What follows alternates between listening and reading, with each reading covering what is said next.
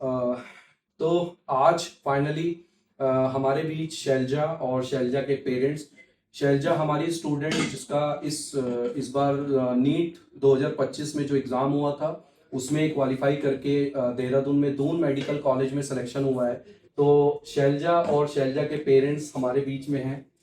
तो लाइक हम लोग पूछना चाहेंगे कि पेरेंट्स का क्या फीलिंग, कैसा लग रहा है आपको सर, कैसा फील हो रहा है मेरे को आपको? ऐसा जब उसका सुना ना कि भाई नीट में सिलेक्शन हो गया है, वो भी देहरादून के अंदर मिल गया, तो मेरे तो मतलब आंसू निकल गया था मतलब। क्या बात है सर।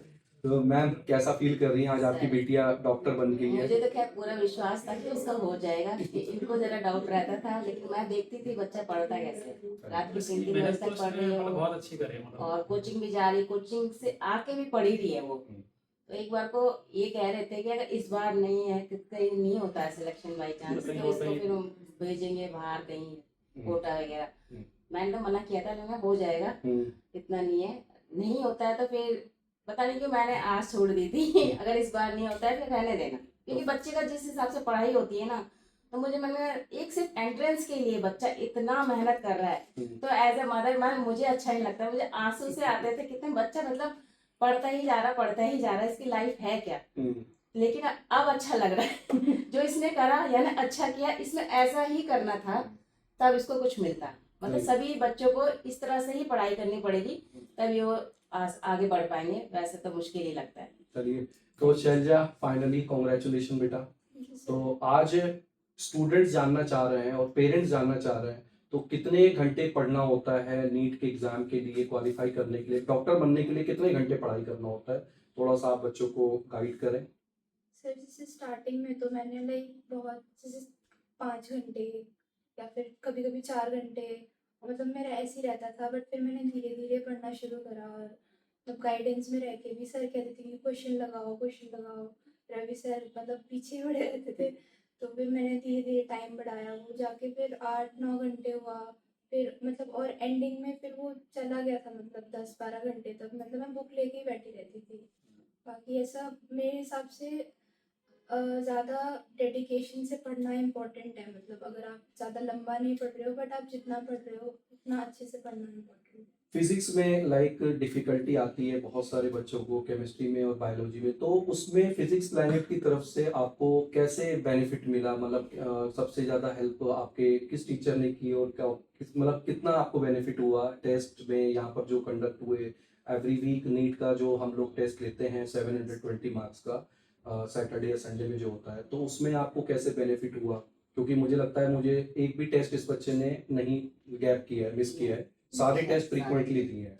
और अब मुझे वही टेस्ट में आप वही क्यूरियोसिटी रहती है, तो टेस्ट से कैसे बेनिफिट हुआ आपको यहाँ पर? सर वही बेस्ट चीज़ तो ये है कि वीकली टेस्ट होते हैं, और इसलिए रिवीजन भी होता रहता था।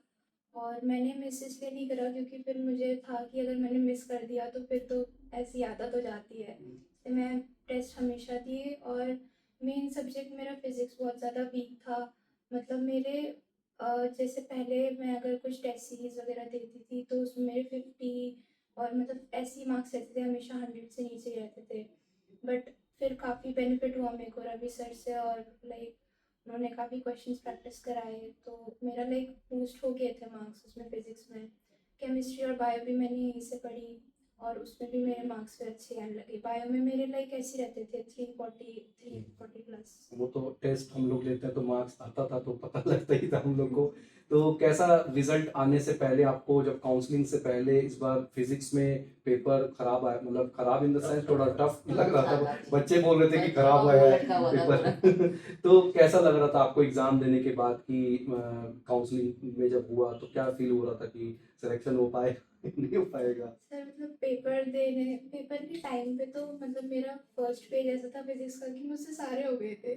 तो हाँ सर, फिर मेरे को थोड़ा कॉन्फिडेंस आया। फिर आगे क्वेश्चन टफ थे तो मैंने थोड़ा देखा, बट अच्छा गया मेरा, उस हिसाब से उतना बुरा भी नहीं गया। पर लग रहा था थोड़ा कि क्या पता इस बार भी रह जाए, बट हो गया। तो फिजिक्स में रेफरेंस बुक्स और केमिस्ट्री में रेफरेंस बुक्स और बायोलॉजी में जो रेफरेंस बुक, कौन कौन सी आप बुक्स में प्रैक्टिस कौन कौन सी करते थे आप? सर मैंने तो एनसीईआरटी करी थी मेनली पूरी, और जो लाइक सर यहाँ टेस्ट सीरीज मिलती थी वही क्वेश्चंस करे, उसी से हुआ। और मॉड्यूल्स वगैरह जो यहाँ के हैं। ठीक है। तो मैम आज के इस सेशन में बहुत इम्पोर्टेंट सेशन है ये। तो पेरेंट्स का काफ़ी क्यूरियोसिटी रहती है कि एक स्टूडेंट्स को नीट की प्रिपरेशन, मतलब आपके बच्चा ने जब नीट का बोला होगा कि मुझे नीट की प्रिपरेशन करनी है, तो आपने क्या डिफ़िकल्टी चैलेंज फेस किया, मतलब लाइक इसको नीट की जब प्रिपरेशन करा रहे थे तो कैसे, मतलब आपको डिफ़िकल्टी आई हो, फिर फिजिक्स प्लैनेट में जब आप आए फर्स्ट, तो कैसा फर्स्ट रिएक्शन होगा, आज का रिएक्शन सर कैसा इससे है? मैं बताऊंगा, जब यहाँ पे फर्स्ट टाइम आया था Yes. तो मैं रवि सर से मिला। तो रवि सर ने बोला कि भाई नंबर देख के, फर्स्ट अटैम्प्ट था नीट का, जी। कि नंबर से अच्छे कि लेकिन नेक्स्ट नेक्स्ट टाइम उनकी जो है गारंटी लेते हैं, मतलब बच्चा निकल जाएगा पूरी तरह। तो मैंने सर के सामने बोला, मैं सर देखो तारीफ तो सब अपनी करते हैं, मैं जब तक रिजल्ट नहीं आता ना, मतलब हम कुछ नहीं कर सकते, मतलब तो तो आज फाइनल चाहिए। तो आज आपका कैसा रिएक्शन है? मैं बताया ना कि मतलब सुन के मतलब इतना हुआ कि पर आंसू आ गए थे मेरे जो तो। पहली बात जो है वो आपका सही। मतलब प्रूफ हो गया कि जो सर रवि सर ने और यहाँ की टीम ने बोली थी, तो आज आपको लग रहा है कि हाँ।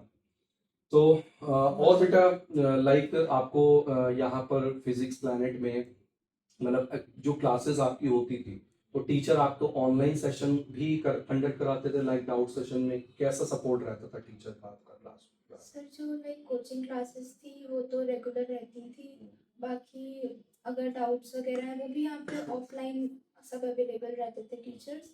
और जैसे अगर कुछ एक्स्ट्रा पढ़ने के लिए है तो ऑनलाइन क्लासेस भी दी हैं, डीपी सर ने काफ़ी ऑनलाइन क्लासेस ली है हमारी, तो काफ़ी बेनिफिट हुआ उससे भी। और फिजिक्स प्लांट में यहाँ पर सबसे बेस्ट सर्विस आपको क्या है? सर Guidance गाइडेंस, है। पर्सनल गाइडेंस सबसे बेस्ट है। तो आज फाइनली हम लोग मतलब इस मोमेंट पे है कि बहुत अच्छा रिजल्ट हम लोग के होता रहा है, और शैलजा को आगे के लिए काफ़ी हार्दिक शुभकामनाएं, पेरेंट्स को भी। Thank you. Thank you thank you sir. Sir. Thank you.